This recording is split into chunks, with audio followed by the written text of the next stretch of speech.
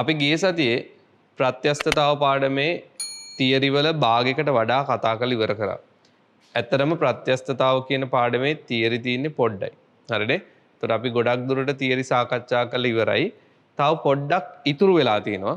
ඉතුරු ටික අපි අද සාකච්ඡා කරලා ඉවර කරමු. හරි? මාතෘකාව මේක කලම්ප කළ දණ්ඩක උෂ්ණත්ව වෙනසක් හේතුවෙන් ගොඩනැගෙන ප්‍රත්‍යා බලය. හරිනේ? කලම්ප කළ දණ්ඩක උෂ්ණත්ව වෙනසක් හේතුවෙන් ගොඩනැගෙන ප්‍රත්‍යා බලය. මාතෘකාව ලිව්වා කියලා හිතනවා. මාතෘකාව යටතේ ලියන්න මෙහෙම. හරස්කඩ කැපිටල් A වන හරස්කඩ කැපිටල් A වන දිග සිම්පල් L වන දිග සිම්පල් L වන ඒකාකාර දණ්ඩක්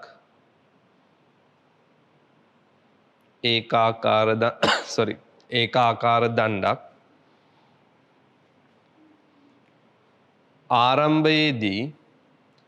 ආරම්භයේදී අමතර ආතතියකට හෝ සම්පීඩනයකට යටත් නොවන පරිදි ආරම්භයේදී අමතර ආතතියකට හෝ සම්පීඩනයකට යටත් නොවන පරිදි කලම්ප දෙකක්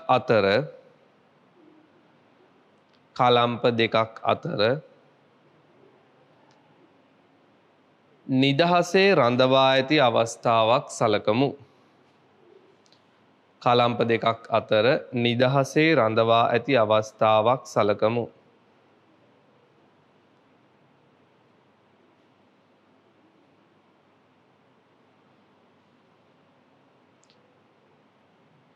මෙන්න මෙහෙම බෝඩ් එක බලන්න.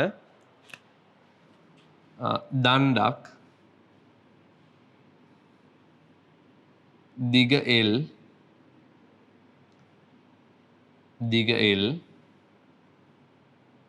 මේ දණ්ඩේ හරස් කඩ A ආරම්භයේදී මේකේ අමතර ආතතියකුත් නැහැ අමතර සම්පීඩනයකුත් නැහැ. ඒ කියන්නේ ආරම්භයේදී මේක ඇදලත් නැහැ තලලත් නැහැ. හරිනේ? ආරම්භයේදී මේක ඇදලත් නැහැ තලලත් නැහැ. කලම්ප දෙකක් අතරේ රඳවල තියෙනවා.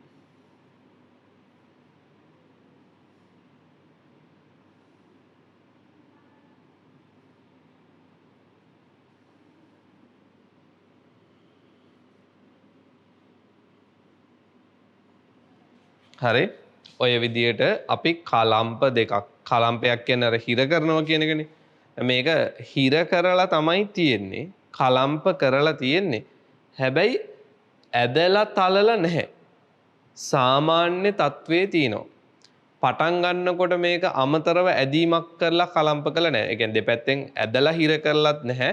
තලලා හිර කරලත් නැහැ. සාමාන්‍ය දිගේ කලම්ප කරලා නිදහසේ රඳවලා තියෙනවා. එච්චරයි. හරිනේ? මේ විදිහට තමයි තියෙන්නේ. රූපය අඳින්න එපා. පස්සේ අඳිමු. රූපය අඳින්න එපා. යටින් ලියන්න. දණ්ඩ සැදි ද්‍රව්‍යයේ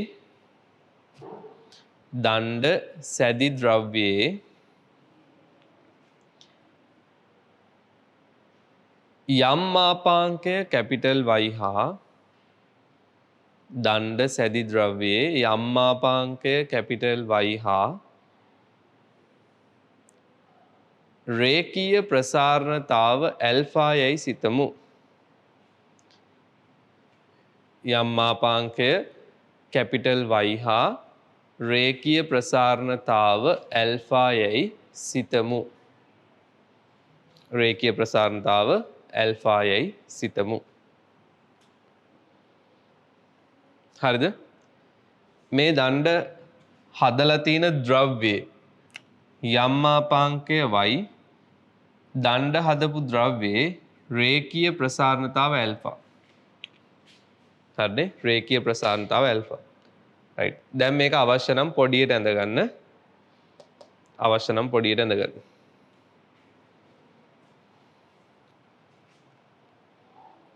හරිද?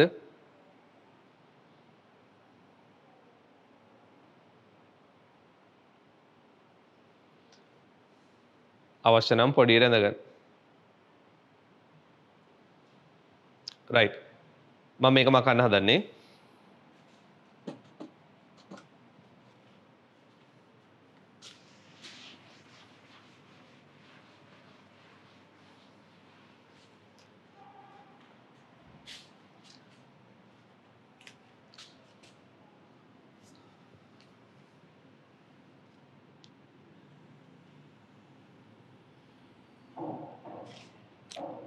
පිටුව දෙකට බෙදන්න. පිටුව දෙකට බෙදන්න.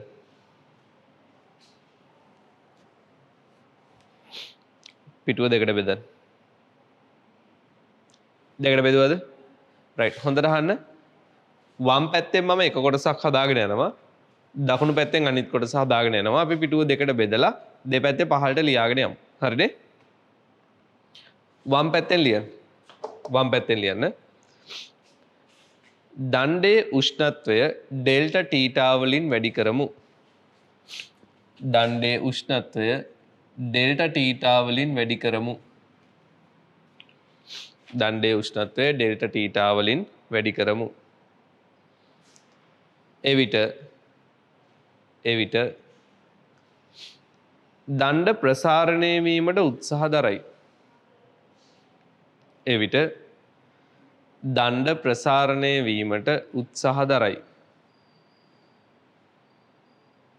එවිට දණ්ඩ ප්‍රසාරණය වීමට උත්සාහ දරයි. නමුත් දෙපස කලම්ප මගින් සම්පීඩක බල ලබා දී දෙපස කලම්ප මගින් සම්පීඩක බල ලබා දී ප්‍රසාරණය වීම වළක්වයි. ප්‍රසාරණය වීම වළක්වයි.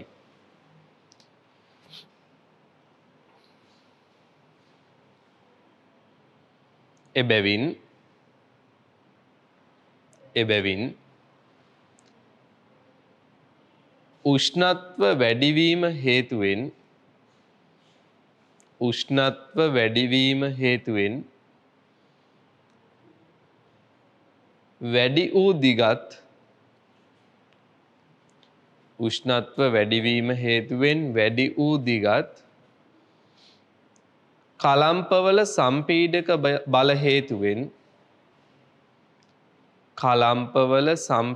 බල හේතුවෙන් අඩු වූ දිගත් සමාන වේ. කලම්පවල සම්පීඩක බල හේතුවෙන් අඩු වූ දිගත් සමාන වේ.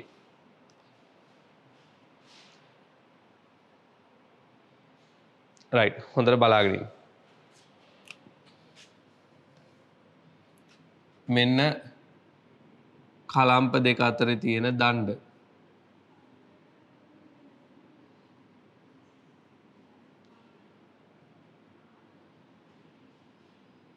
දිග L. මේකේ උෂ්ණත්වය වැඩි කරනවා ඩෙල්ටා ටීටා. එතකොට වෙන්නේ රත් වීම නිසා දණ්ඩ ප්‍රසාරණය වෙනවා. රත් වීම නිසා දණ්ඩ ප්‍රසාරණය වෙනවා.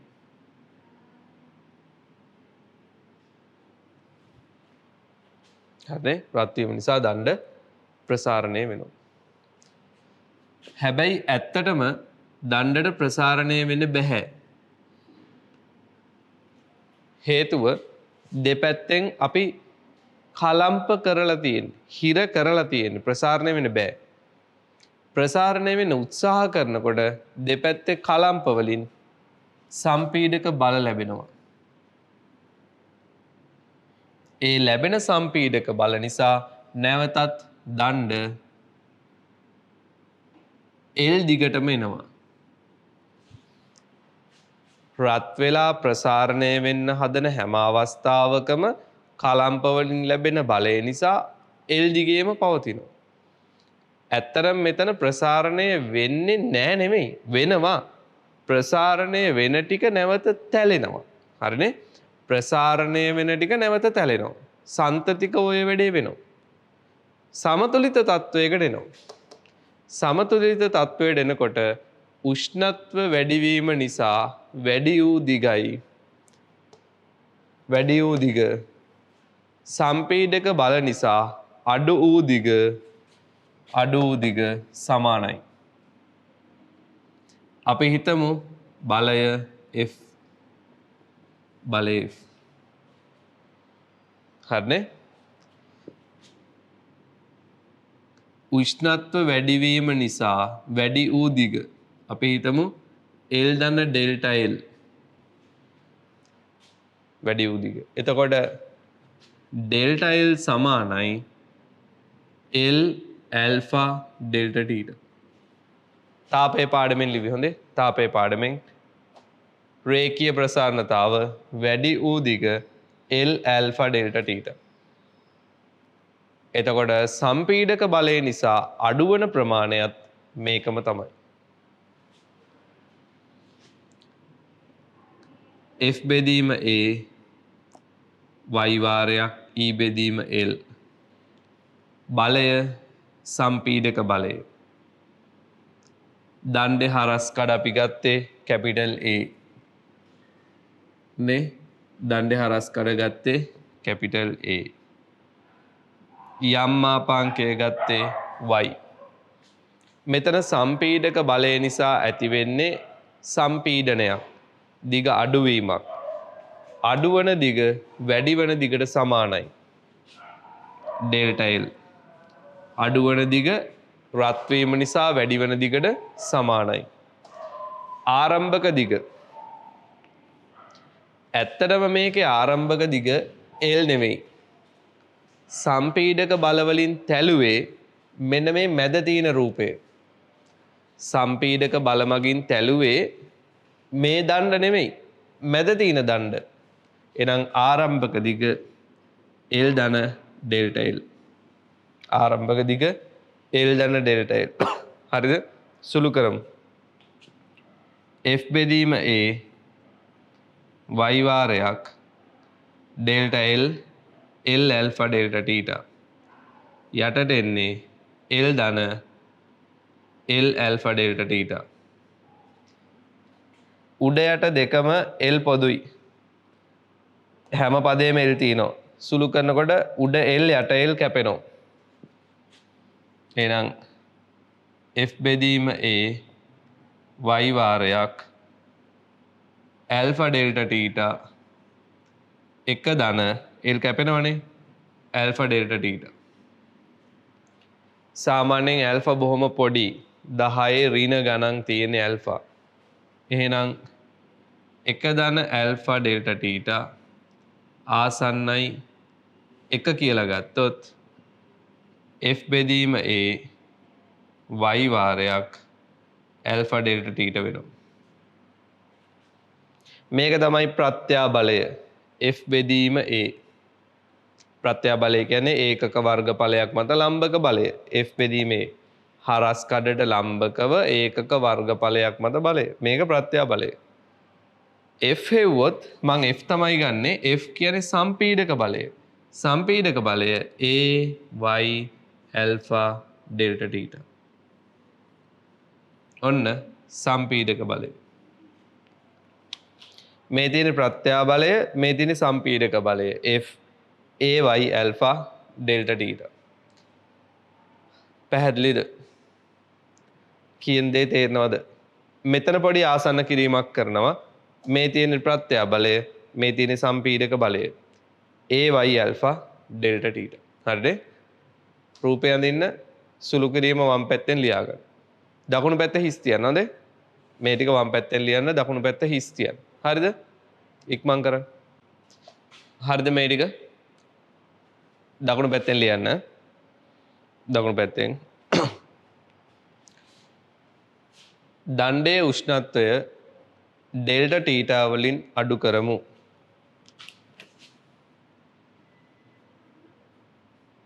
දණ්ඩේ උෂ්ණත්වය ඩෙල්ටා ටීටා වලින් අඩු කරමු. එවිට දණ්ඩ සංකෝචනය වීමට උත්සාහ කරයි.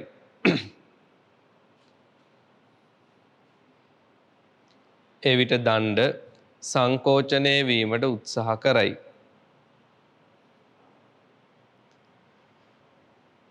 නමුත්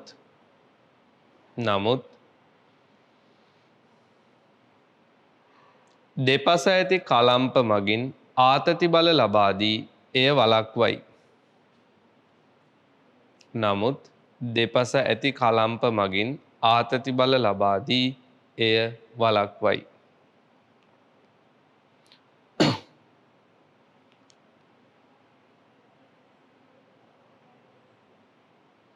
එවිට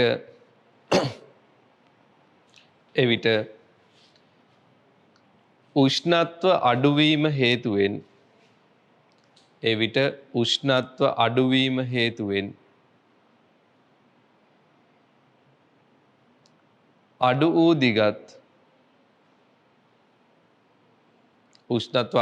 හේතුවෙන් අඩු වූ දිගත්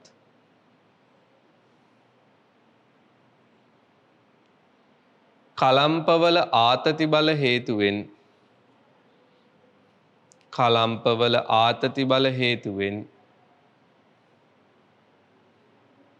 වැඩි වූ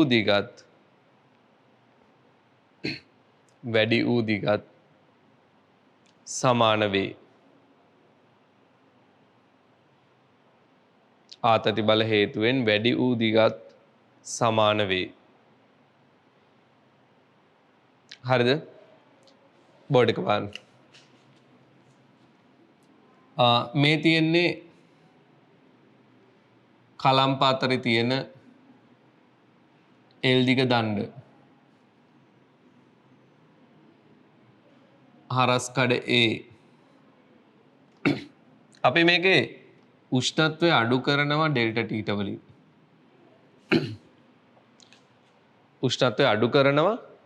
ටීටා වලින්.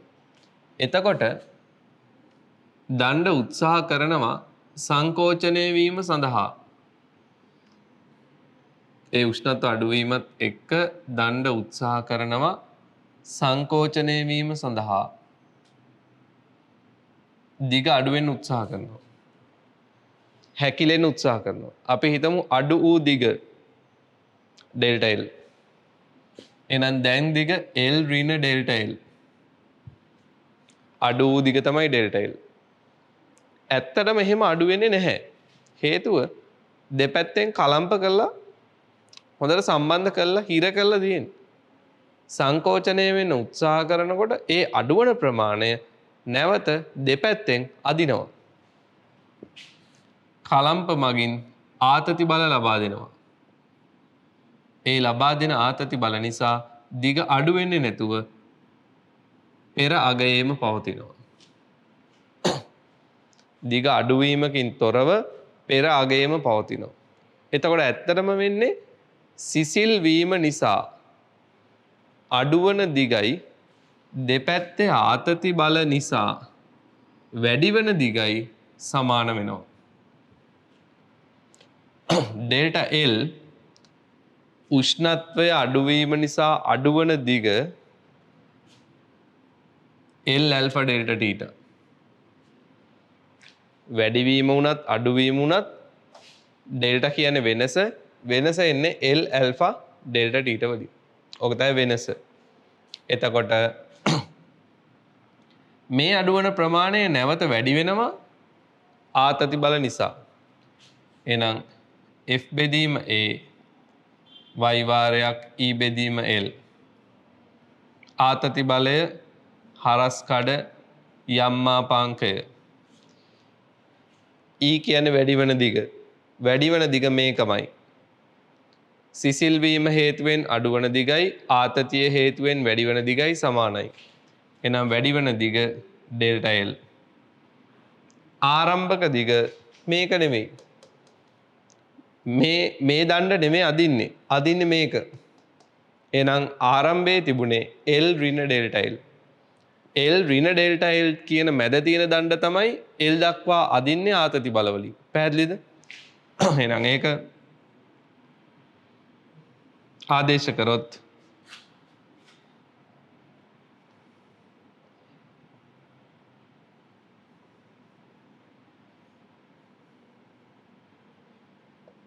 L පොදුයි. L කැපිලා යනවා.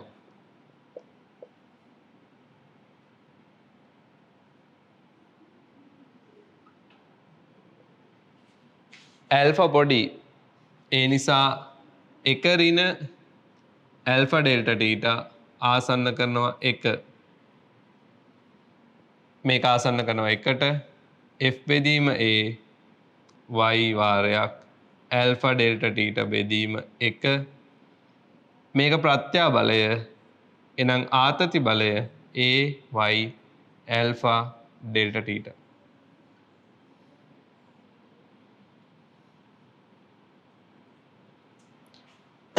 ඔන්න ආතති බලය මෙන්න සම්පීඩක බලය.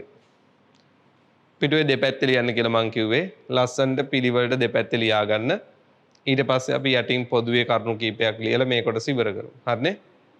ඉක්මන් කරන්න.